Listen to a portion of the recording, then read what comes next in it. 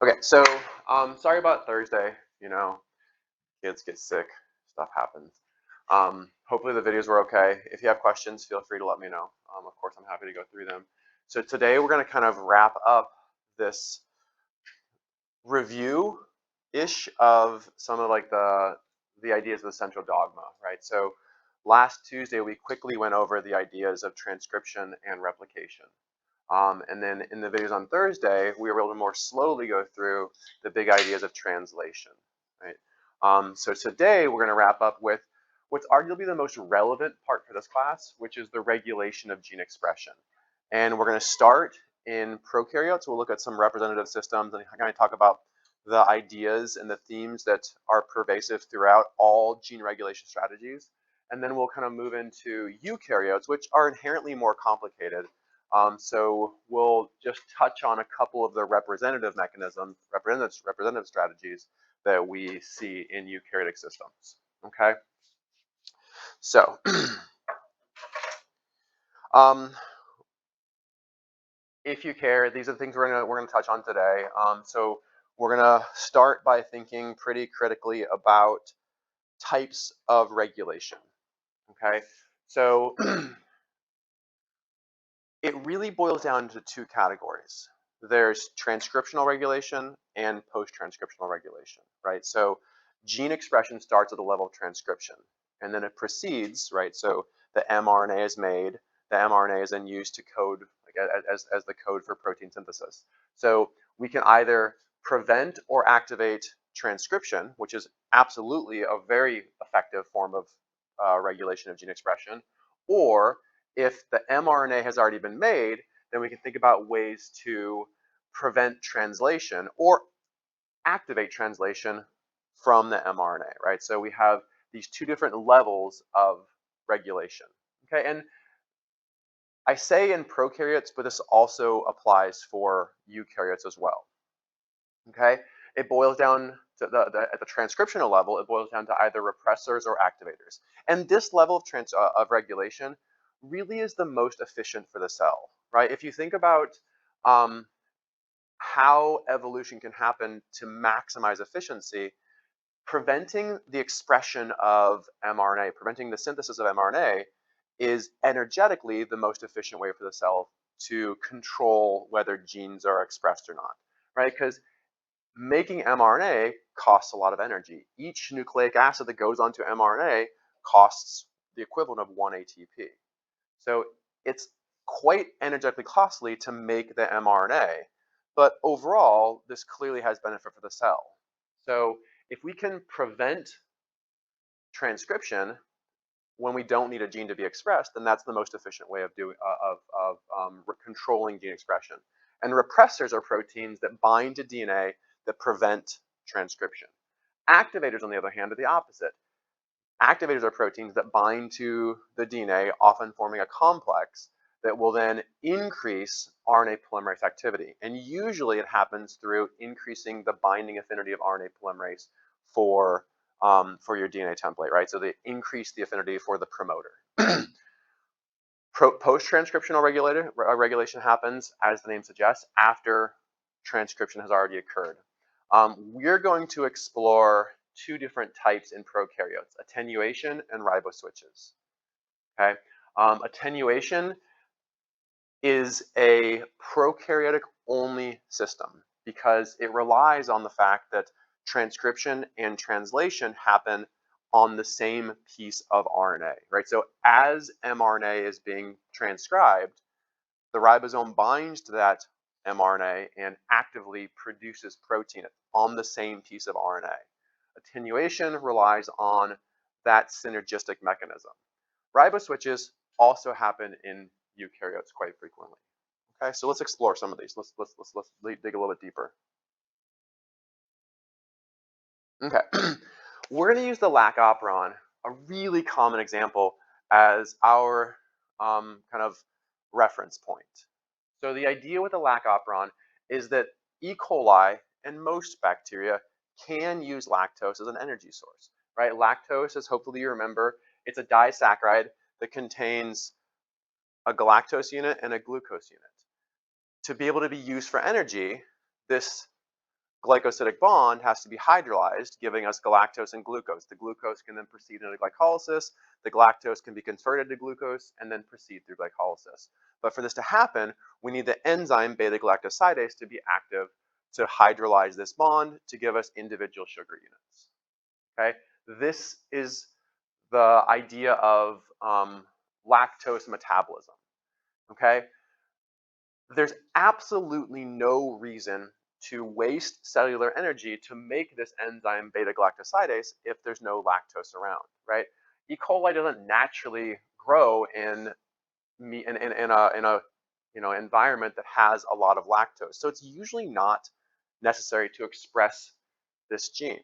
So the idea is that the operon that codes for this enzyme beta-galactosidase is normally silenced. It's normally not active. It's prevented from being transcribed until there's lactose around, and then it's activated. And for this to work, we need to have a protein that recognizes lactose. So the general idea here is if we look at the amount of this enzyme beta-galactosidase that's present in a system, there's basically zero in E. coli until we dose it with lactose. Once we dose the system with lactose, all of a sudden this triggers the production of beta-galactosidase, and it'll continue increasing until lactose is completely used up or actively removed from our growth medium. So at this point, the amount of beta-galactosidase stops increasing, and eventually it'll start decreasing because proteins don't last forever, right? Within the cell, they're actively degraded as well.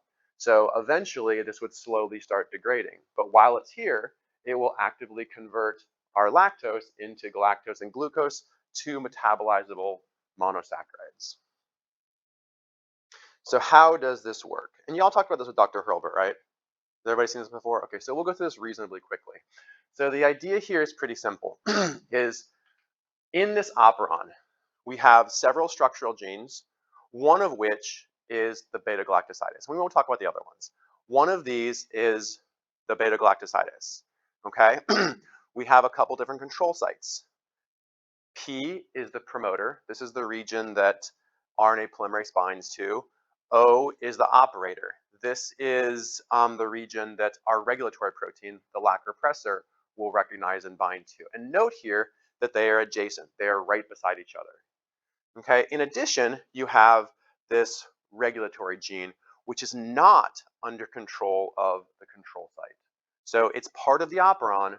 When RNA polymerase binds, it will move in this direction to express the regulator gene, the LAC repressor, or it'll move in this direction to express our structural genes, the ones that actually will code for the enzymes that do something for us. Okay, so the big idea here is this regulatory gene will bind right here, preventing RNA polymerase from binding, and therefore RNA polymerase won't be able to make these structural genes that will allow E. coli to degrade lactose. However, there's another promoter over here that RNA polymerase can bind to and can actively transcribe and therefore express the LAC repressor gene, our regulator. Okay? Regulatory proteins are typically constitutively active, meaning they're always expressed. They're not under control of any type of regulatory mechanism because we need them to be present to serve as regulators. Okay? Yep, fancy. Okay. So, excuse me, this animation is trying to to show what's happening here, right? So RNA polymerase cannot bind at this site right here when there's this regulatory protein that's made. Blah, blah, blah, let's go. Okay, so the LAC repressor. This protein is, so if we look here, so this is the operator DNA, and this is a very common theme, especially in prokaryotes, but also carries through the eukaryotes, is that these operator sequences are palindromic, and oftentimes repeating palindromes. Anybody know what a palindrome is? Everybody's saying yes, but nobody's answering. It's something that's the same forward and backwards, right? So a man, a plan, a canal, Panama. You write that backwards, it still says a man, a plan, a canal, Panama. There's other really common ones, right? But so the idea is it looks the same forwards and backwards. And the beauty in that is that it provides symmetry. And that symmetry is really important because it makes things more selective, right? So because this operator is symmetric, then the regulatory proteins that recognize them and bind to them can also have this same symmetry. And having that symmetry confers a lot more selectivity and specificity, right? Because it's pretty easy, it's easy to imagine that we might see this type of sequence somewhere else in the genome. But to have this whole thing perfectly symmetrical is very unlikely.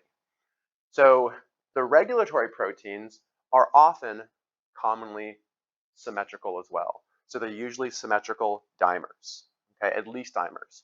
So they're two proteins that look the same, that come together and make one functional unit, and they're symmetric. And they will bind to the symmetric palindrome present in the operator DNA. Okay, that's a really important and very common theme present in these proteins. And this image just kind of points out that if you look really closely, in the recognition helix part of the LAC repressor, what we see is that there's one very critical hydrogen bond that's made between an arginine side chain and, in this case, a GC base pair. That's the key thing that's recognized. There are other important elements that are recognized, but this is absolutely the key point that's recognized. Okay, so here, up here, this is our symmetric DNA recognition domain. Okay, we see that it's interacting with the DNA and almost always binding to the major groove of DNA with elements interacting with the minor groove as well. But most of the protein is our recognition region, right? This is the part that recognizes, that responds to whatever this inducing molecule is. And in this case, the inducing molecule is lactose, or a structural analog of lactose that's not metabolizable. So this structure was solved in the presence of IPTG, which is a structural analog of lactose that looks an awful lot like lactose, but it's not metabolizable. It's not degradable. So the idea here is that we can see where this inducing molecule is bound, and it's bound in this regulatory domain. So there's this kind of this cool feature where when this binds, there is a structural change. It's subtle, right? If you look at the difference between the orange and the purple here, it's a very subtle difference. But that difference matters, right? Especially like right here, you can see there's probably about a 3 angstrom difference in the position of this helix relative to this helix, in the absence of the repressor versus in the presence of the inducing molecule. That really small structural change impacts the positioning of these DNA binding regions enough where it will prevent this protein from binding to DNA when IPTG is added. So the idea is lactose or IPTG is added, that causes this really subtle structural change which triggers the release of DNA from the protein. That release of DNA then allows RNA polymerase to bind to the promoter, and the structural genes can then be expressed. Okay? Really, really, really common themes in the recognition domains, especially in prokaryotes, also in eukaryotes, is this helix turn helix theme. Okay? So if you look here, this is the LAC repressor. In yellow, we're highlighting a helix, a turn, a helix. A helix, a turn, a helix. We also see it in another protein called CAP, which we'll explore in a little bit. This is the catabolite activator protein. We see a helix, turn, helix. Helix, turn, helix. In the TRP repressor, we'll look at this in a little bit. This, we also see a helix, turn, helix. This is a very, very, very common theme in how we recognize DNA. And the idea here is the second helix usually inserts itself into the major groove and provides the critical recognition features. Okay? The first helix will actually interact with the DNA backbone, providing electrostatic interactions that maximize the binding energy. So it increases the affinity, but not the selectivity. the selectivity is going to be built into that second helix, which inserts itself into the major groove. Any questions so far? All right. So we've seen how the Lac repressor works, right? It binds to DNA at that operator sequence, that palindromic operator sequence, and that prevents RNA polymerase from binding to the promoter. Once IPTG or lactose binds, it triggers a structural change, which will then cause a decrease in the affinity of DNA for our repressor protein. It dissociates off. RNA polymerase can now bind. Okay? CAP is not a repressor, it's an activator. So we're going to see that it kind of works the opposite. So CAP stands for the catabolite activator protein, and it responds to this molecule cyclic AMP. Okay? Cyclic AMP, as many of you probably know, is an incredibly important secondary messenger in all cells. Okay? It's not necessarily important as a secondary messenger in prokaryotes because they don't need secondary messengers, but it's a really important metabolite in prokaryotes as well. Okay, so the idea here, this is in eukaryotes, but the idea here is that cyclic AMP gets it gets produced in response to basically energy levels, right? It gets produced in response to the amount of energy present in a cell. Okay, and we'll talk more about that later this semester. But in this model here, kind of like how this works is when glucose comes into the cell, one of the ways it's converted to glucose 6-phosphate is through this protein E2A, which we'll see is an analog of our hexokinase that we'll talk about in glycolysis. Okay, this protein E2A is phosphorylated typically, right? Once glucose comes in, one of the ways that glucose is converted to glucose 6-phosphate, the first step in glycolysis, is by taking a phosphate off of this protein E2A and putting it onto glucose. Okay? This is not common in glycolysis, but it is the way this works in these eukaryotic cells. Okay? This protein E2A in the phosphorylated version is an activator of adenylate cyclase. Adenylate cyclase, you probably remember when we talked about like the G protein coupled receptors, is the enzyme that uses ATP and converts it to cyclic AMP. So, collectively, this tells us that when glucose is actively coming into the cell, we have an active energy source. Cyclic AMP is not actively produced because as glucose comes in, this phosphate is removed to give to glucose, and it's no longer able to activate adenylate cyclase. We don't make cyclic AMP. That's the really big picture of this mechanism here. Okay? When glucose is low, when there's not a steady energy source, cyclic AMP is actively produced. And this tells the cell that it needs energy, right? So the cell has to be able to respond to the level of cyclic AMP. There's this massive array of other enzymes, other genes that are upregulated in response to massive amounts or increased levels of cyclic AMP. And it's recognized by this protein CAP, the catabolite activator protein. It controls over 100 different genes. All of these genes are important in sugar regulation, sugar metabolism. Okay? So CAP functions primarily to aid pore promoters, right? Remember, promoters are sequences of DNA that the RNA polymerase recognizes and binds to. We talked about how there's like the -10 and -35 regions that the sigma factor binds to, right? These are like the primary contact sites.